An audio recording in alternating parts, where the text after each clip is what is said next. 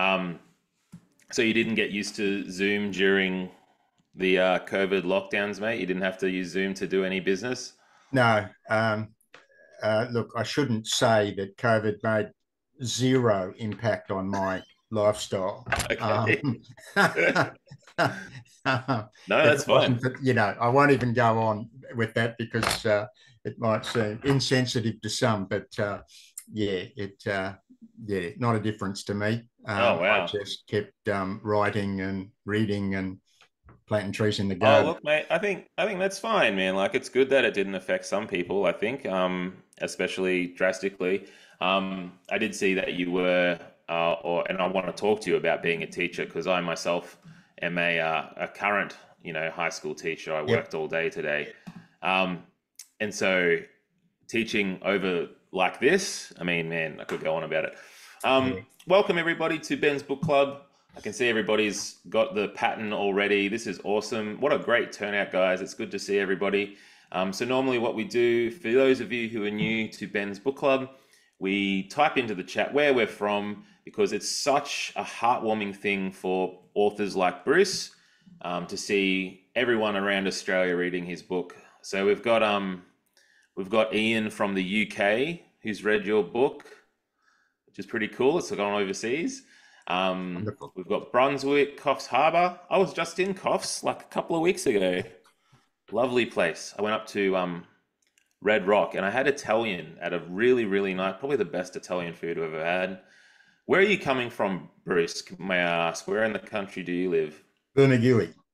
Bernagui on the far south coast. Yeah, right. Okay. Cool. And what's the weather like there at the moment? Absolutely beautiful, sort of autumny day. Um, Autumn is probably my favorite season. yeah, me Number too. one, autumn. Number two, winter. Yeah, I'm a bit like that. Yeah. Yeah, I like the cold. We've got Phuket, Yeah, Thailand. Lynn, wow. Okay.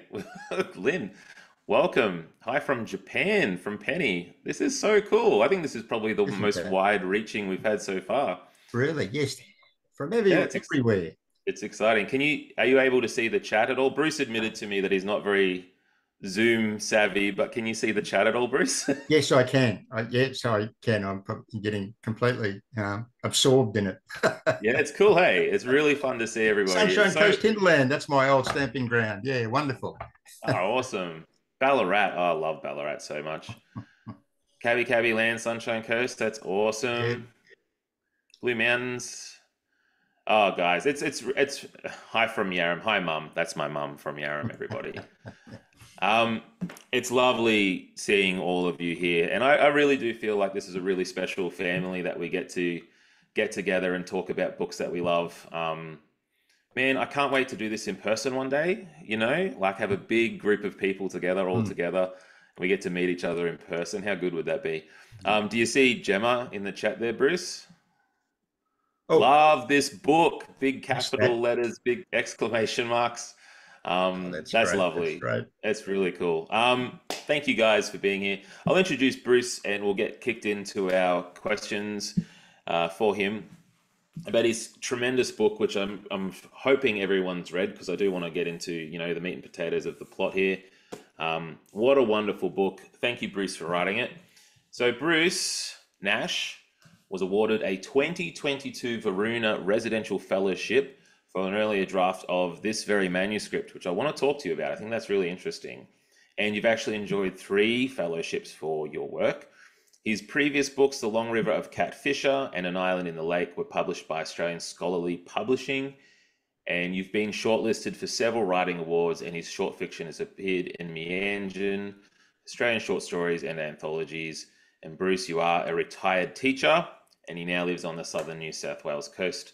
Can everyone do clap emojis in the chat for Bruce? Thank you, Bruce, for being here with us tonight. Appreciate your time.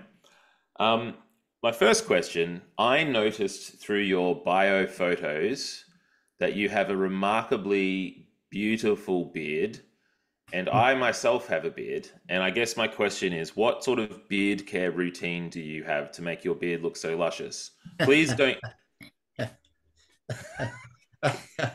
Okay, I did not see that coming as a first question. Well, I got asked questions that I want to personally ask, you know? The answer is none, none whatsoever. No, see, I don't like that because I have to put a lot of effort in. Like I comb it and like I put oil in it.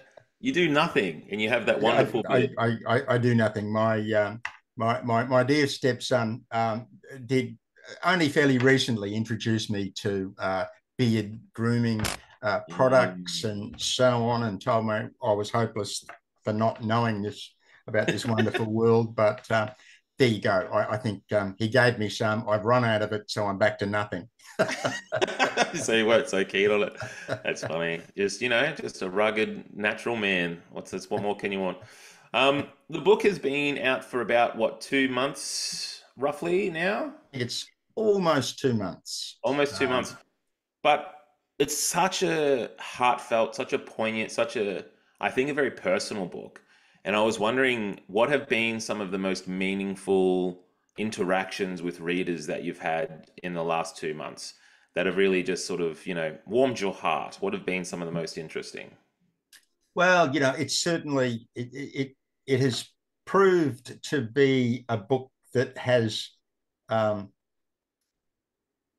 certainly touched a chord with people who've had anything to do with dementia, with aged parents, with sharing the care for aged parents, and so on. Yeah.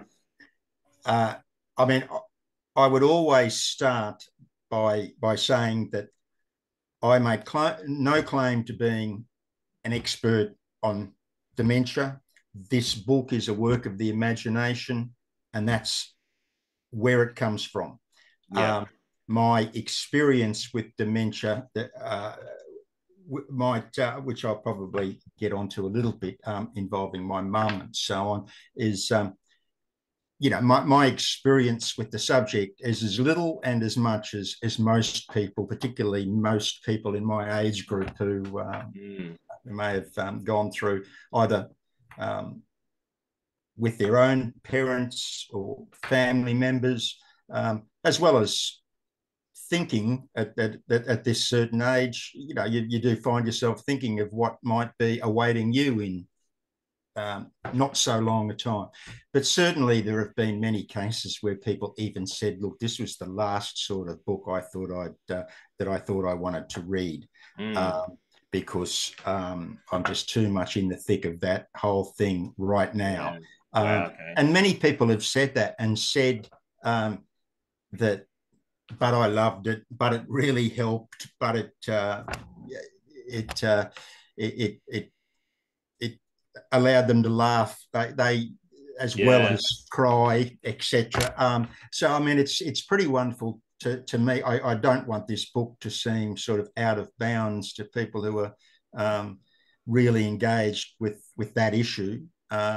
Nor do I want it to be out of bounds people who have never thought about it before and have been nowhere near an old people's home, nowhere near an aged care facility Yeah. in their lives. But certainly there have been some of those interactions with people that really said they were very pleasantly surprised that they could manage to read it, let alone really enjoy it. Yeah. It's pretty. Fiction can really save us, can't it? Like it can really wrench us out of a place and make us feel seen or heard or make us feel understood. And it's from the perspective of a patient with dementia, but I'm sure it might even provide a little bit of insight into, people, because dementia is such a tricky thing. It's sort of like it's always on the outside looking in, and it's very hard to penetrate sometimes through the cloud and the fog. And it must be really personally rewarding that people will be able to find a way through that through your book. Um, and look, obviously, everyone's experience of dementia, it's such a complicated illness. So everyone's experience will be different. But I loved what you said about uh, that you gave people a reason or an excuse to laugh. Like, how important is it that we have in our serious moments, we have lightheartedness, and to have an excuse Absolutely. for joy is so important. Was that a really important factor into the writing of this? Was the Well, sense yes. of I humor? mean, I think that laughing, I think that we should be able to find laughter as well as other reactions in everything and anything, any subject. I don't for a moment believe that any subject is out of bounds for laughter. And I mean, I very strongly believe that this book, the laughter really grows out of what's a celebration, partly of language, of I mean, the book is a celebratory book to me. I agree. And it's celebratory of life fundamentally, because as far as I'm concerned, Rose is a character that is just so alive. Yes. And there are aspects of her life and her liveliness that are tied so much into her love of language and of the natural world, the stuff that comes with about gardens and plants and birds and so on. And you know, it's to me, it's a book that celebrates life, and that includes laughter. Yeah, I really appreciated that in the book, mate. Like my son went through a very severe illness when he was a little baby. It's probably the worst experience of my entire life. It was touch and go there for a little bit, and I remember distinctly getting into my car and I screamed in fury, like just unbridled, I just lost I've never lost my cool like I lost my cool in that parking garage. And I remember I just out of loss of control, I slammed my head and I whacked it into the steering wheel, which then made me laugh, like at how silly I. Yeah, that was a stupid thing to do. Yeah, I was just laughing at myself, but also, I don't know, like it is having a sense of humor, and I think it's a bonding thing, and I think it's a very humanizing thing to find the love. And like like you described, Rose is such a joyous, vivacious, you know, she's such a bright spark that she's a bit infectious. I found her energy. Can we go back a little bit, mate, if that's okay? And sorry, by the way, I don't know whether you can see the chat. A lot of people are saying absolutely on the sense of humor and loved all that. Great for me. So what we normally do in Ben's Book Club, guys, is we type our questions into the chat. We'll see if we can get to your questions, especially if they're awesome. But this is really a place for you to meet with Bruce and talk to him about his book. So yeah, everyone's been typing really great stuff. So keep it up, and we'll get to some questions. But I'm wondering, Bruce, writing just as the passion, the hobby. I know that you've been a teacher yourself, and I'm wondering, did you have the bug while you were a teacher? When did you start? Like, just how did you get to this place where you were producing novels? Well, the answer is that I have always written. I have mentioned a few times recently that I have a memory of, I guess I was about 3 or 4 or so, well before school age, well before I could, well before I could read and write, of filling exercise books with this cursed scrawl that I thought it was pretty convincing. I had it meant nothing, but I just filled these exercise books with this stuff, and I think I was in love with language before I even knew what language was. Wow. Just about, and then I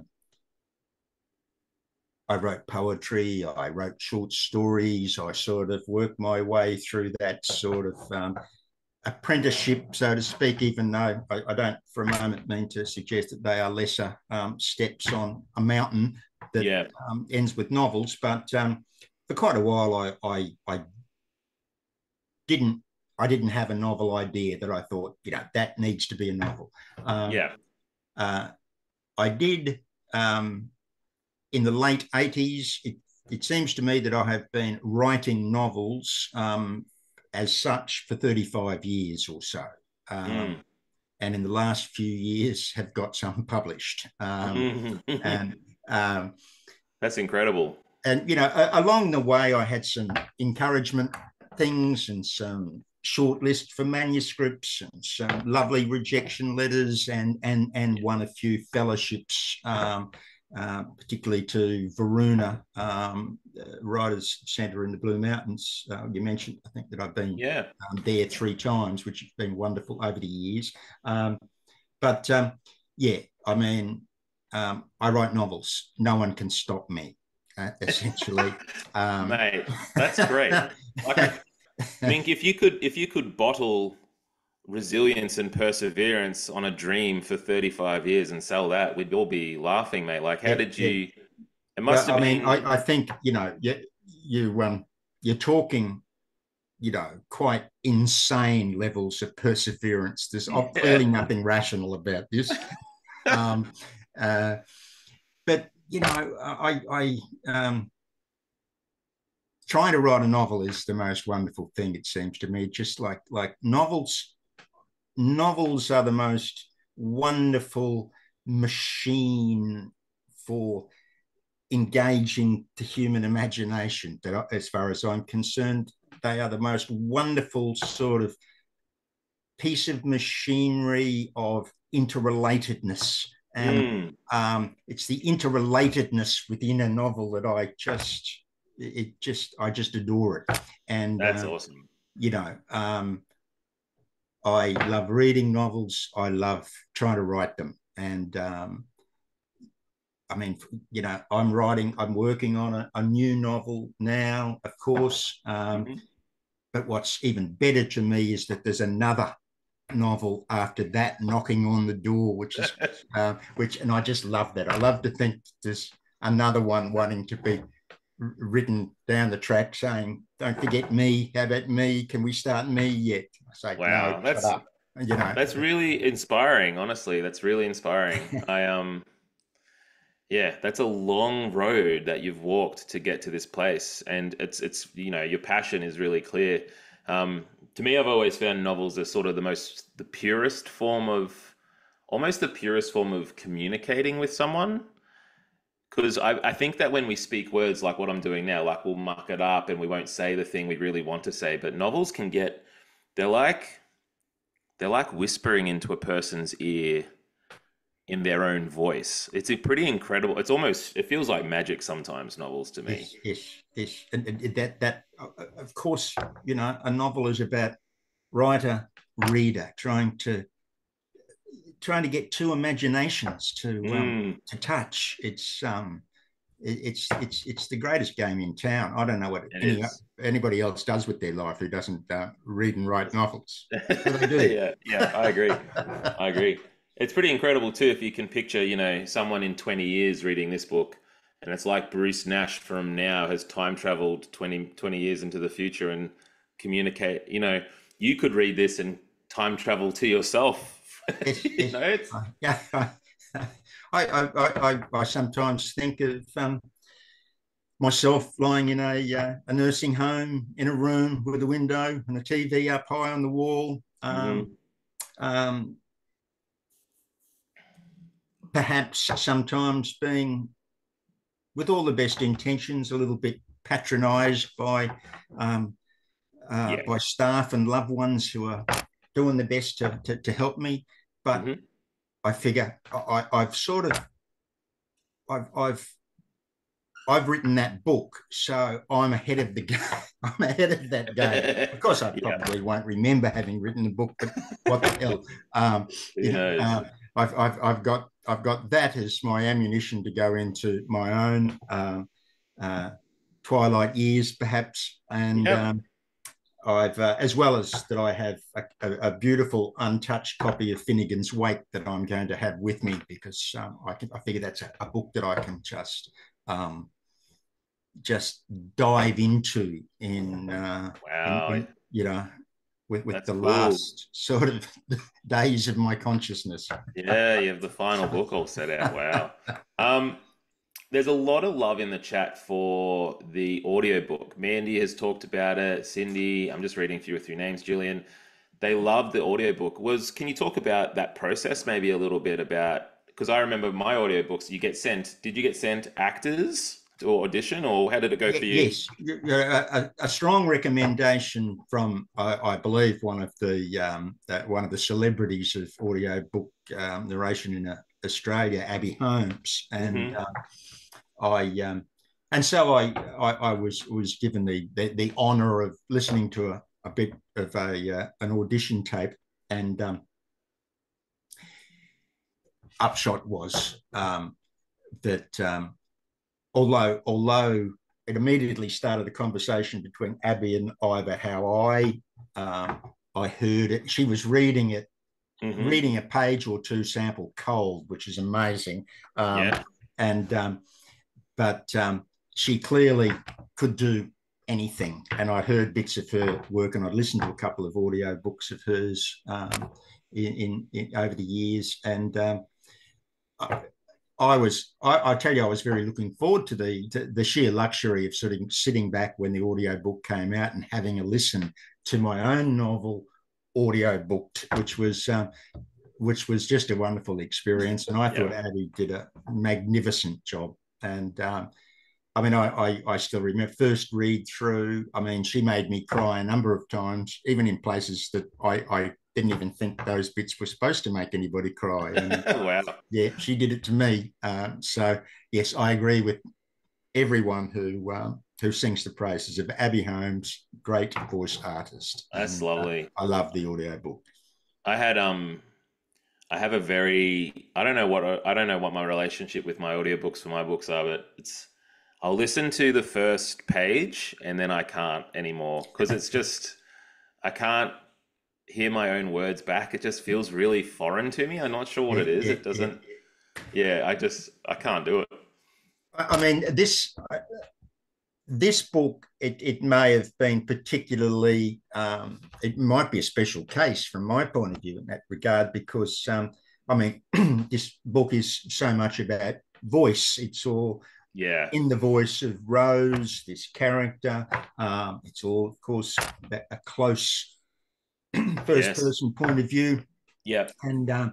And so if you get a voice that's got, it won't be exactly the same voice as I No. Yeah. It's not. imagine it down to every bit of timbre and so on. But if it gets a Rose that I Yeah. can recognise, then I'm with it. And it certainly did that for me. It's very special, hey. It does just feel very different to the book I intended, which is not a bad thing. But I kind of love that too, that everyone reads it differently, Yeah, and everyone yeah, listens to yeah, it differently. yeah. We've got some more questions from the chat. You guys are going off in the chat. I love all this. We've got Mandy. Mandy Hogg is I think, Mandy, you are our resident asking about craft questions. So her question is, was this book plotted or pantsed? That's hard to say.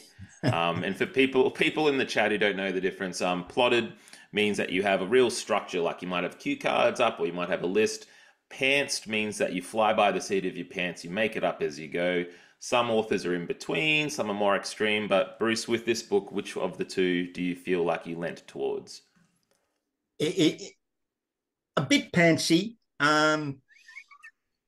Sorry, I certainly I'm it's just a no. funny phrase. A I, bit pantsy. I certainly with any book, I only plan in a certain way. I tend to I tend to see a book in my Yeah. mind as one great thing. Suddenly I see it's like seeing a sort of a movie, and I think, what a great novel this is going to be. This is terrific.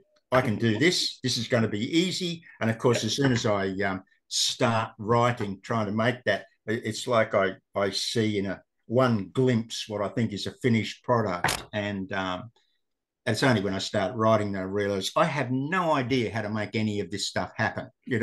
Um, Yep. uh, I thought I knew about this book, and now you know, um, I know nothing. And that's the process. Mhm. To so I'll write all sorts of shoebox full of notes and so on, and all of that will help me build a beachhead, you know, Yeah. Yep. a span of the bridge cantilevered out over the abyss, and Yep. It's a good and then phrase. I'll just write sort of as much as I can, and be part of me will be scribbling new ideas to Mm. crop up in that process, as well as I know I also have to make this happen and make that happen down the track. So it's a messy mixture. It really is. Again, in the sense of this particular novel, though, as soon as I sat down to write um, a book that was essentially, I had the setting. I just thought when my mum went into care, I didn't immediately say, "Oh, beauty, I'll get a novel out of this," Yeah. but straight away the setting was irresistible, and so I sort of sit down thinking with I know what I'm going to do here. It's all easy, but in a way it was easy, because as soon as I started writing, this woman started speaking, who wasn't my mother, um, but was just this wonderful voice and character to me. I thought, wow, I've really got something here. My job is just to stay close to this voice, not to lose it, to never let it out of my ear and my sight. And that was the process of writing the book. I often said to my partner that, in a way, it was one of the most fun books to write I've ever written, because I couldn't wait to get to the writing table every morning to see what Rose would do and say next. Oh, that's cool, I man. I love just hearing was that. sort of trying to run along behind and keep up. And so Rose, the character and the point of view that are the center of the book, that sort of solved the craft problems to me. I just had to follow that, And she'll lead and the way. not muck it up. Yeah, right. I love that, man, because sometimes the writing part can feel like you're sloshing through mud, but it's when you have those moments of joy, there's nothing like it when things are coming Yeah, together. yeah. I'd love to ask this question from Ian. Now, Ian actually, and I'll pop this in the chat very quickly. For anyone who's new here, we've got the Ben's Book Club Facebook group. Oh no, I haven't copy pasted correctly. Oh, I did. So that's in the chat. If anyone wants to join up, and we do this every month, we talk with wonderful authors about their works. If you're interested in joining up, feel free to click the link. But Ian asked this earlier, and I think it's a great question. Was there ever an urge or a thought to you of writing from another character's perspective? Because, In this and I novel. can see, yeah, because I can see the book having other perspective, but it would, to me, it felt like it would almost render Rose's plight. It would lessen her plight a little bit. Like it would almost seeing clearly is almost making it easy for. I don't know if that makes sense, but it's a great question from Ian. I'm wondering if you it ever Yeah, went through your mind, because I could see it too. It could be really cool to have that. yeah. Well, so it's a great question, and I think what I was talking about, discovering Rose's voice and trying to stay with it, sort of answers a lot of that question. That's why I went that way, and what you're saying too, I think, is very true. I think what gives the book its heft Mm, is that it's this one consciousness, that this mm, point of view is so tight. We're sort of in real time there, watching from inside Rose's mind, watching her trying to make sense of her world, which includes her life as in the past, which includes the language that she loves and is very strong with, but she is also fighting to keep her language. But yeah. we're there with her all the time, and we only see what she sees. And to me, that's a strength of the book. Mm, You could approach it in a different way. I think there are characters I probably there are characters I love in that book, but mhm. and which may be fun to write from the point of view of, but it was no, it was just an absolute certainty to me that I wanted to stay in Rose's head. And I think that's what, if the book also has something to say about dementia, that's worth saying. And I think it's Yeah. a big part of it is because of that way that we're all inside Rose's head with her. Yeah. Yeah, because if we went, it's funny, hey, because the reading experience of it, like, yes, it's lighthearted. Yes, there's a lot of humor. I love Rose, and she's very lively, but it's very it can be hefty. It can be because it is confused so often, and so as you're going through it, I understand people want relief, but I actually think that's a bit of a mirror for the idea of dementia, right? Is that of course people going through it would want to be relieved of the burden of having to go through it. Mm. The book is sort of a bit of a mirror of that textually, which I thought was a brilliant choice, even if it did make it hefty. Some like I love that word you used. It is hefty sometimes, right? um, Margaret asks here, which I thought was really good. Margaret says, "I really enjoyed the novelty of this book. I found it confusing at times." So what we were talking about. Did you mean it to link with some reality? And so Rose, not to go to, I guess we can go into spoilers a little bit because hopefully everyone's read the book, and I guess if you haven't, you can do this a little bit. But the plight of Rose with the passcode, the plight with money and embezzlement. I guess because Rose is a bit of an unreliable narrator, was there, like, I guess Margaret's asking, she says, maybe I shouldn't ask this, but how much of what Rose goes through to you, Bruce, is reality versus imagined things and her perception? Um, there are two answers to that. One is that who knows? It's Rose, not me, so I take no responsibility, which is my fallback sort of position for a lot of to try and hide a lot of sins. But the more serious answer is that we I feel that everything Rose thinks is happening, or everything she describes as happening in a scene and so on, is happening, but just not necessarily quite the way Rose Yeah, describes it as happening, or thinks it's happening. yeah, And that's part of the dynamic to me. That it's and that still leaves a bit of room for people to say, well, is that bit really happening, yeah, or is it Rose's imagination? And of course, Rose is playful. She likes to subvert the expectations of others, and yeah. And I she think likes she to sort of tease. keeps things a bit open in terms of Yeah, how the reader might, and not just in terms of what happens, but yeah, she will play games with it. She will sometimes clearly she is struggling for a word or a memory, and sometimes I think she uses her language deficits as an excuse to enjoy playing word games as yeah, well. Both yeah, things are real, and again, it's because Rose is a complex character with a complex yeah, brain. There may be all sorts of frayed connections, but there's a lot going on there as yeah. well.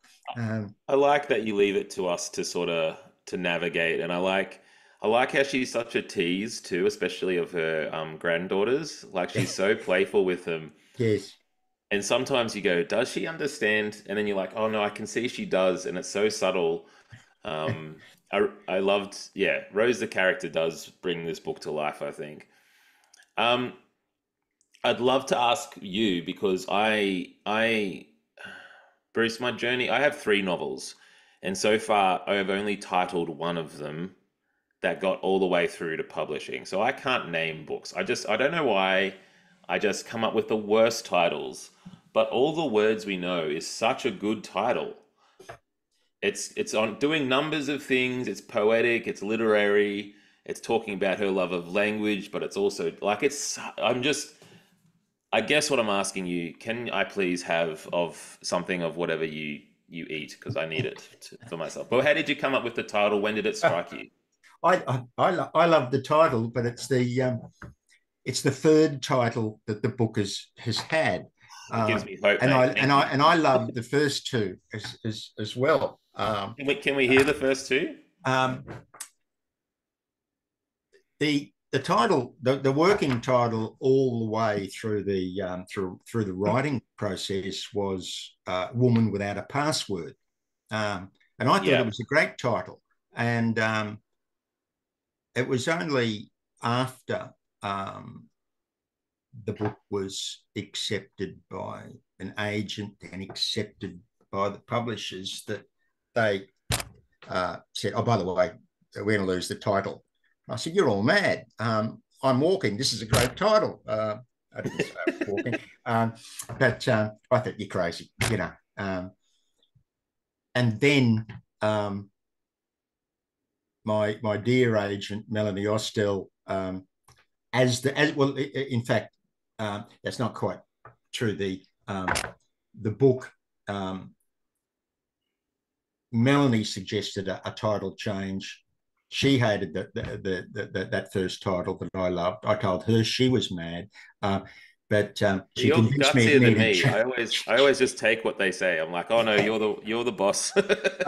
You know, she suggested, well, she said that we're going to change it when we send it out to publishers. So it did go out to publishers from the start with another title, which nothing. I was still sulking over her not liking Woman Without a Password. So, Yeah. and then she gave me a list of sort of half a dozen titles that to suggest, see, you know, you like any of those. And there's this one that's really out there, but I'll include it, you know. Well, I hated all her titles, apart from one that she lifted straight from, that is a line or part of a line from towards the end of the book, which was that title that went to publishers under the title of A Sky Filled with Lunatics. And Pretty good I too. I just like said, that. it's out there, but I love it. I Yeah. love it. I love it. And so then it was accepted under that title, and it was only um, only then at the stage of the beginning of the whole publishing process that the publishers said, and we need another title. So I sulked again, Yep. said, "You're mad," you know. But I admit that was a title that was a bit out there for some, and it was always that fear that it might. And there's a reason for those who've read the whole book why lunatics is a particular word that's Hmm. used and relates to lorikeets, and Mm. there's a bit of play on those two words. And but you know, it might have been a bit too much for some, and would have given Yeah. the Yeah. wrong impression and created unnecessary sort of resistance. So, but when I stopped sulking, I just started generating titles, and when I came up with all the words we know, I thought, yes, I've done it. This is the perfect title for that, for the book, and thankfully everyone straight away agreed. No, And that's good. I'm very happy to have that title, I must Yeah. say. Yeah. But you know, that was quite a yeah. It was a bit of a journey to get there, and I thought all my titles were brilliant. Yeah. Um, It makes me feel uh, better, man, because I go through the same journey every time. So appreciate you being honest there. Jody's had a great question in the chat. How difficult was it to find the right balance of repetitiveness of Rose's words? And I guess were there any ever drafts where you went back over it and you maybe took a few of the more confusing, repetitious parts out, or did you add any in? How did that go for you, the balance of it? well, of course, repetition in certain ways is a key thing in the book, because it's a natural, it's a way that Rose thinks and explores the world and her story, that like constantly circling back to certain motifs and moments that she can sort of see or remember. And each time she circles back, she's remembering, learning, understanding a little bit more. And that's a pretty repetitive process. In some ways, it's like I mentioned, the sort of image of writing a book and sort of trying to throw a span of a bridge over open space.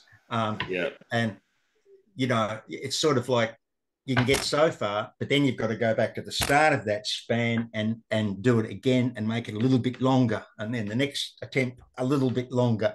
That's probably makes no sense in engineering terms, but it's how I imagine it. And Rose does that sort of thing. So repetition is a natural thing in the book.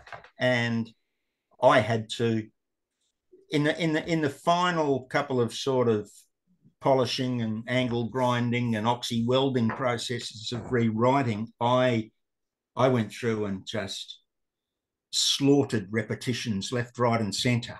Okay. So there were a lot more in there originally.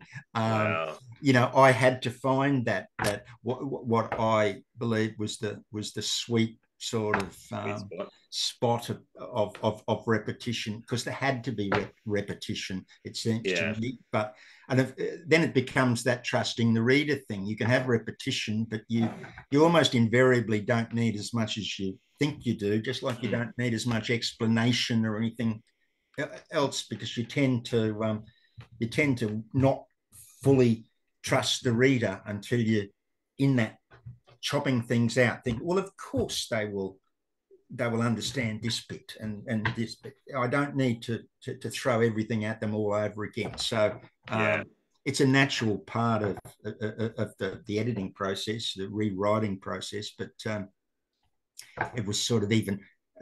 I realised it was important, and I had to. So I cut out lots of repetitions, and then went back and cut out some more. And you know, there is still repetition in the book, and I hope there's not too much for anybody. No. But yeah, it's the nature of the beast.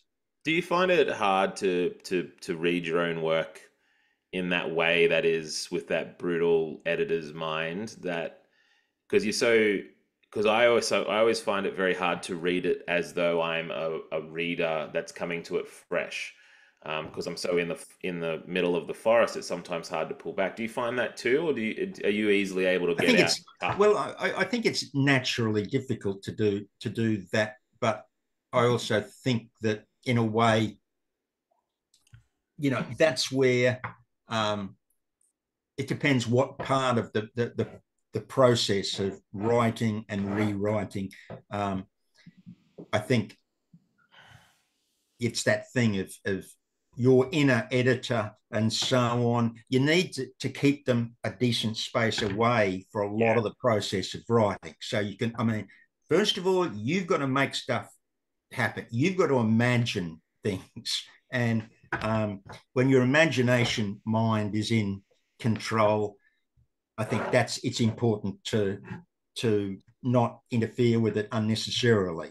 Put that different hat on, come back when you've got the manuscript complete, and then start looking at it with the other hats on. I think that's the only sort of an answer I can give to that question, because you've got to, in a sense, you've got to trick yourself into looking at it as if you haven't written it. You know, like it's the old kill your darlings thing and so on. It's that's what not the easiest thing about it. No. But it's also very there's something very empowering and energizing about it when you do that part of the process, when you know you've got a book and you just think, well, here's my chance to make it better. And you know, it feels good when you think you're making it better. It's exciting, right? I think Hemingway said it right, didn't he? Say, write drunk and edit sober. I mean, that's how, right? I mean, it's, you know, write with feeling and then edit with your mind and your craft. It's easy enough to say sometimes, though, isn't it? And I think Stephen King talked about he puts his manuscripts away for 6 months and then he looks at them again. Do you do something like that at all, or do you just sort of attack it I as a always put it away for, yeah, certainly, probably about, certainly a good few months of when I think it's finished, or I think it's certainly a finished draft, and then yeah, don't even go back on the tinkering and the polishing until you've let it sit for a little. I mean, because of course, let it sit, and you do come back with new eyes to a large degree. Yeah, for sure. And you need that distance for sure. I had I had an instance once where I sent a manuscript to a publisher, and I got the, you know how you get the editing notes back, the first story notes, and I got this big chunk that said, "This is the most brilliant piece that you've ever written. It sums up the whole book." And I thought, I have no memory of writing that. Like, it had been so long, I'd Yeah, completely forgotten. So yeah, it's nice yeah, that whatever I did yeah. was good. And of course, it's great when you come back after letting it sit, and you read a page and think, God, that's good. Sometimes, yeah. Sometimes, for sure, for sure. Laura had a really interesting question. This isn't something that I hadn't thought of to ask you, but I think this is really cool. So Laura has asked, I found it interesting how the nurse, who was always smiling and being good at her job, was perceived by Rose as the angry nurse, while the nice boy, who was withdrawn and always swore in Rose's perception, was, but that person was the nice boy. But what was that trying to represent? Was that, how did that frame in your mind? Because that's such an interesting juxtaposition between the two different characters. Yeah, it's hard to say. I just that's Rose. That was following Rose's personality. To me, she says right from the start about the angry nurse that Mm, it's when she smiles at you that you need to have strong control of your bowels and so on. And so she yeah. always just firmly believes that the nurse is really meaning the opposite of anything she says when she's being sort of nice and caring. And of course, there's a very, very typical trope there of the sort of condescending, "Oh, what can we do for you, dear?" sort of thing, and Yeah, yeah. that just gets Rose's hackles up. And Yes. I think that um, the fact that she has only a limited understanding, and it becomes as quite a revelation to Rose that the nurse turns out to be more and different from what she has expected, she's thought of her. Yeah. And whereas the nice boy, um, I think the nice, she's attracted to the nice boy for his mystery, for Mm, his isolated sort of individuality, which I think it triggers something in her, different as it is from her situation. She's, of course, also stuck in an isolated individual consciousness, and she, from the start, has this intuition that the nice boy knows things, yeah. and but it's not really that he has the key to the plot points and the mystery, but she knows he knows something, Mm, and this idea of this sort of secret knowledge is and is it fascinated me when the dynamic of the nice boy and Rose, and yeah. Rose sort of course, I mean, I enjoyed the way that the nice boy, because of various sort of personality and language sort of deficits of his own, is hard for her to understand, and sounds constantly or often sounds like he's swearing, using very, very bad language. But of course, Hmm. Rose gets absolute glee out of misunderstanding the words that he says too. Or we don't entirely know sometimes whether he's saying a word or what Rose translates it as, but it gives Rose a wonderful opportunity to use some really, really bad language, and you can see her enjoying it. Yeah. It Yeah, sort of she's gives her a license. letting loose. But of Yeah. course, to me, Rose she changes and develops over the course of the story. And one of the great expressions of that understanding is how she comes to understand the nice boy and his problems and his whole thing of being in transition as to be a trans woman. And this is not stuff that Rose knows anything about or has any experience of, but she comes to have this increasing sensitivity towards the nice boy, and he becomes a real sort of champion for him by the end of the story. Yeah.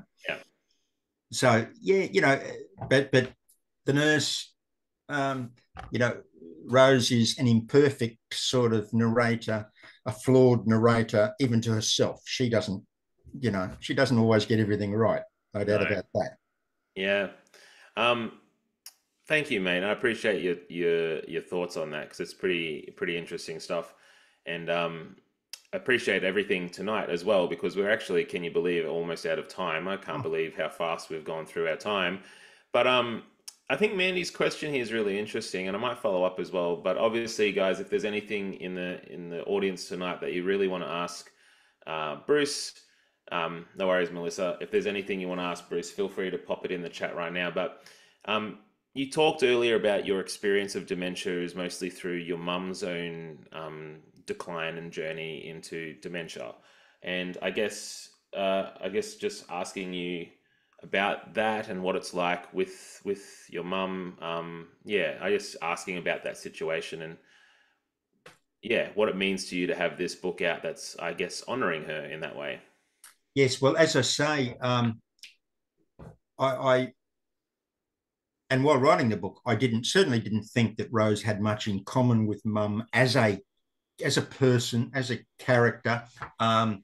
It was the setting that got me started. But um,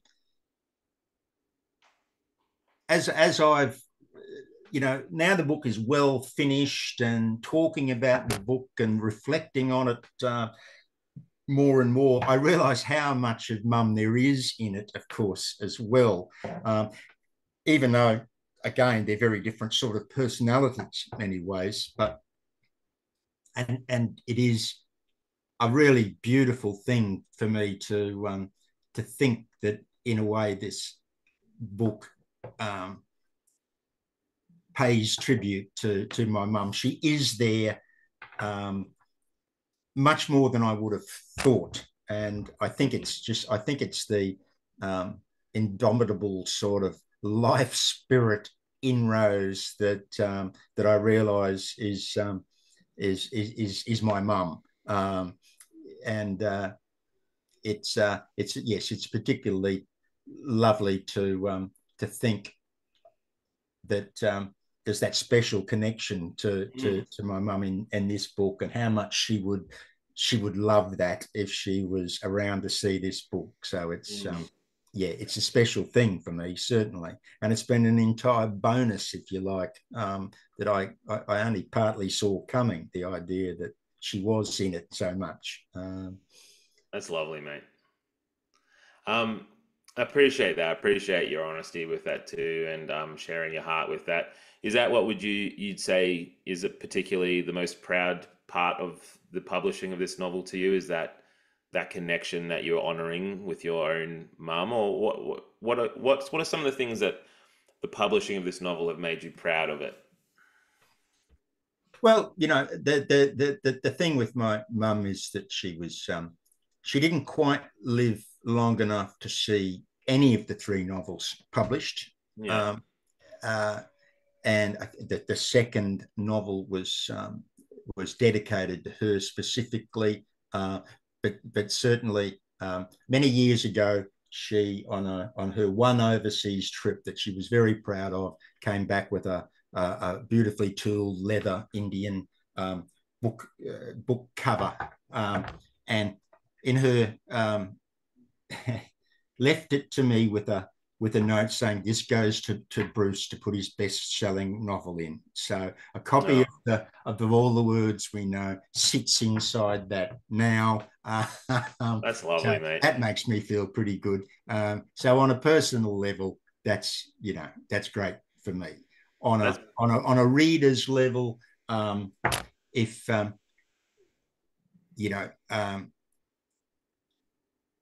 anything that can, I mean, anybody who has an imaginative sort of journey with this book in their imagination to further be in a person in that situation in their mind, that's a great thing for me to think that may happen, and it seems to in a lot of cases. So I'm pretty wrapped in that.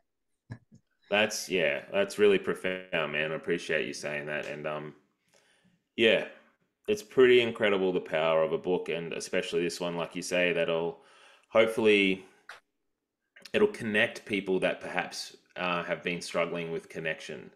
I'm not sure there's a more special thing, really. So, congratulations on it. Congratulations, and many thanks for writing the book. And I want to also say a big thank you to everyone in the chat. I think, and people who have been in the book club for a while, you can correct me. I think this has been one of the books that has generated the most conversation, which is really cool. And That's just the best thing for me to hear. I tell you, it's just wonderful. Just wonderful. Yeah, I mean, Mandy said that in the chat just then. It helped me understand my own mum's dementia. That's lovely, Mandy. And I mean, if you've even done that for one person, right, Bruce? I mean, that's the whole kit and caboodle, right? That's right. Yeah. There has to be a reason I sit down and work on these books for 35 years, and yeah. Why wouldn't you do it if you can get a response like that? How wonderful. Yeah, agreed, mate. Agreed. And Narelle, I'd like to also say that Ian in the Facebook group is constantly asking questions and posting. And Ian, much love to you, mate, because you are one of the ships of the Facebook Ben's Book Club group. I think without you, it wouldn't be going as well as it is. So I appreciate you immensely, and all your support and your questions, which are always really, really good. We're out of time. Can we? I don't know. Can we thank Bruce? We need to send him messages of love and thanks. But just clap, Bruce. Thank you very much, mate. Appreciate you being here. Thanks, Ben. Thanks, everyone. That is just wonderful to sit here and see these comments. Beautiful. It's lovely. Hey, it's really encouraging. This is such a good book to buy, and I'll say it. Mother's Day is coming up. There's a bunch of different things coming up, but make sure get this book and pop it into people's hands, because I think it's a great conversation starter. It's a great way to open connection. So it's a beautiful passport of a book, There's a couple of things coming up with the book club, and I'll say very, very quietly to everybody that there have been some early discussions about a possible live event, perhaps in the Brisbane area. Those are all very hush-hush, and don't spread the word, all of you in the chat. I'm looking at you. That's secret. But if you're in Brisbane, can you please keep an ear out, or on the Gold Coast? Yes, thanks, Gemma. Shh, I'm talking quietly. Let's see. So in Brisbane, if you're around, or in the area, just please keep an ear out when we announce stuff, which will hopefully be fairly soon for a pretty special evening we've got coming up. And next month, we are reading this, which is really cool. You can see where I'm up to in it. I've got my bookmark up there. I just use old pieces of paper because I always lose bookmarks. I don't know how you go, Bruce.